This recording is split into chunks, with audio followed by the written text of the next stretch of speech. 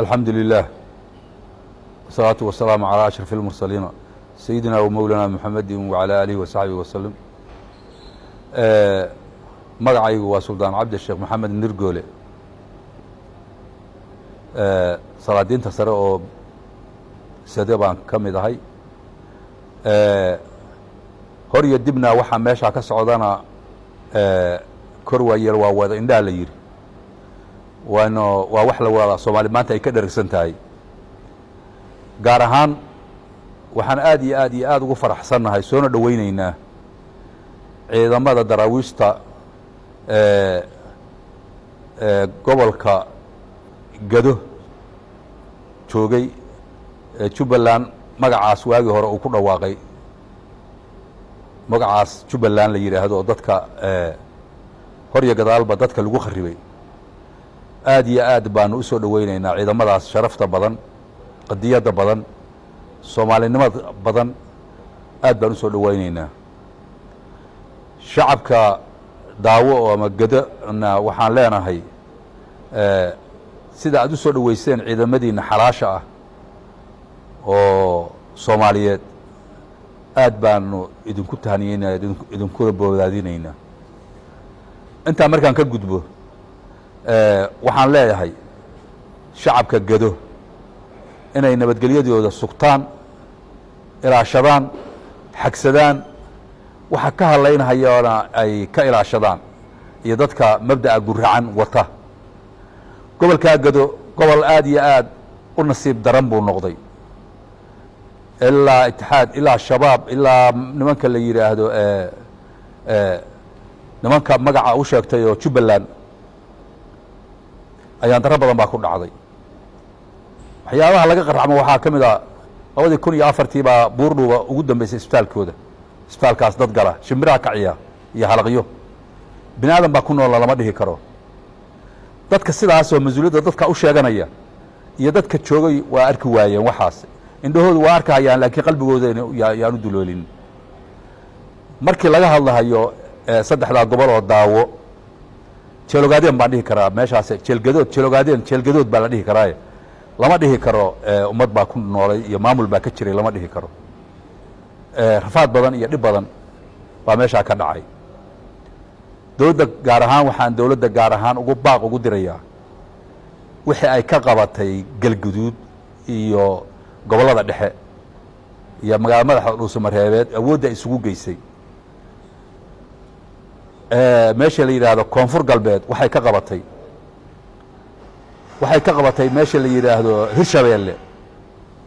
haddii dowladdu waa dowlad la wada leeyahay weeyaan. intaa in la eg bay Gada maanta u baahan tahay. soomaalida oo dhanna gurmud bay uga baahan tahay, dowladdana gurmud bay uga baahan tahay. fatahaadihii baa iyaga gaar u qabsaday. haddana abaaro soo jireen ahoo dhibaato badan xasuuqay oon xoolo u baxsanin baa ka dhacay gobolka Gado. waxaad moodaa inaan maaragtay naxdinta gobolka Gado in dadkaba qalbigiisu ka sii jeedaan baa laga yaabaa. waxaan leenahay dowladda indhihuunu inay arkaan ilaa xukuumo, ilaa madaxweyne, ilaa xildhibaano, ilaa dadka Gado degan oo maaragtay oo gaar ahaan u degan. intaba waxaan ugu baaqaynaa inay gobolkaa Gado maanta u gurmadaan. waxaan baaq u dirahayaa dadka gobolka Gado gaar ahaan jooga inay ilaashadaan nabadgelyadooda, inay wiilashaas ciidamada ah oo gartay inay dowladdoodu waxaan ahayn meeshaana ayna ka shaqaynaynin, wax kaloona ay dhalanteed yihiin, xanuunkii soo marayna ay garanayaan inay la shaqeeyaan. kala guur waxa la yidhahdo kala rog baa jirta, kala rogga inaan looga faa'iidaysanin baan baaq ugu dirahayaa. waxaan leeyahay nin baa waxaa la yidhi heeraa soo guuray baa la yidhi, markaasay meel soo degeen baa la yidhi. meeshii markay soo degeen oo mindhaxo ahaa markii adruwaa raaciyey baa la yidhi. waa buu yidhi mid reer galbeed hadlay, xumaytidaa la gub, war wuxuu aminku ceeyey xumaa buu yidhi, war aminku ceeyey xumaa buu yidhi. markaasuu hadlay wuxuu yidhi, mid kale hadlay wuxuu yidhi eebbahay ballanka hadduu og yahay buu yidhi, hadduu og yahay buu yidhi sida loo nacay inaanu ciyeen buu yidhi, hadduu sida loo nacay og yahay inuuna ciyeen. nimanka dhahaya madax baanu nahay oo maamul baanu nahay sida loo nacayo ama Soomaali u nacday haddii ay og yihiin xataa idaacadaha kama hadleen xataa telefisyon ma soo istaageen xataa inay dhuntaan bay ahayd gobolka Gado gaar ahaan Jubbaland dad wax isku darsaday baanu nahay wax qayb baan rabnaa oon doonaynaa inaan wax wada qaybsanaan rabnaa laakiin wax naloo yeeriye ma rabno mana qaadanayno waxbaa naloo yeeriyey waana la bahdilay dhib badan baa nalagu sameeyey haddii ay ku samagol yahay to wax maskaxda iyo maanka dadku la waashaa lagu sameeyey ma rabno anagu waxaanu rabnaa Soomaalinimo waxaanu rabnaa nimanka la Jubbaland mid ahaan rabnaa waxaan rabnaa isbedel doon waxaan rabnaa qof ku soo baxo doorashada oo Soomaaliyeed baan rabnaa wada jir baan rabnaa horumar baan rabnaa waxa ka socda saqiirkun xataa uma dul qaadan karaan baadilku waa soo baabaa cadaaladuna waa kortaa baadilkii waa soo baabaa kow maanta yaa ka mida wasalaamu calaykum waraxmatullahi wabarakaatu الحمد لله وثناء لله والصلاة والسلام على رسول الله أما بعد فرصدان maanta waxaan uga faa'iideysanaynaa magacayga waa Cabdi Daahir Xasan fursaddan maanta waxaan uga faa'iideysanaynaa inaan baaq u dirna guud ahaan dadka ku nool gobolka Geda Jubbaland iyo Soomaalidaas maxay ahayd burburka iyo dhibaatada lagu sameeyay ee wada degan saddexdaas gobol oo Jubbaland la isku yiraahdo yaan rabnaa inaan baaq u dirna waxaanu leenahay dadka gobolka Geda degan wixii dhacay waa dhaceen wax haday tagaan maalintaas wixii jooga wax laga qabtaa maanta qaran Soomaaliyeed oo ummadda Soomaaliyeed ay u hanweyn tahay wax badanna u qabsoomeen waxa dambana in maxay ahayd rajada la qaba in qarannimo Soomaaliyeed meel adag ay gaari doonto rajo laga qaba yaa maanta maxay ahayd dalka ka dhisan annaguna waxaa la rabaa inaan kaalintii aan xaq u lahayn aanu ka qaadanno ciidamada iyo shacabka gobolka ku nool waxaanu u soo jeedinaynaa inaysan maanta jirin magaca Jubbaland waa dal iyo dad waa jiraan laakiin nidaam Jubbaland la yiraahdo ma jiro nidaam Jubbaland la yiraahdo oo saaki lala shaqeeya oo la garab istaaga oo saaki dawladda Soomaaliya oo federaalka qayb ka ah ma jira waxaa jira dal iyo dad Jubbaland la yiraahdo laakiin waxaanu rajaynaynaa in dib loo yagleela nidaamkii Jubbaland oo ka mid ahaa dawlad goboleedyada Soomaaliya in dib loo yagleelaanu rajaynaynaa ciidamada shacabku waxaanu ku boorinaynaa inay garab istaagaan qarannimada Soomaaliyeed oo u taagan in dib loo yagleela Jubbaland tii ka mid noqon lahayd dawlad goboleedyada Soomaaliyeed ka mid noqon lahayd in la garab istaaga yaan kula talinaynaa shacabka iyo ciidamada nabadgelyadooda inay ilaashadaan waxaan oran karnaa gobolka Geda genocide baa ka jiray genocide xasuuq baa ka jiray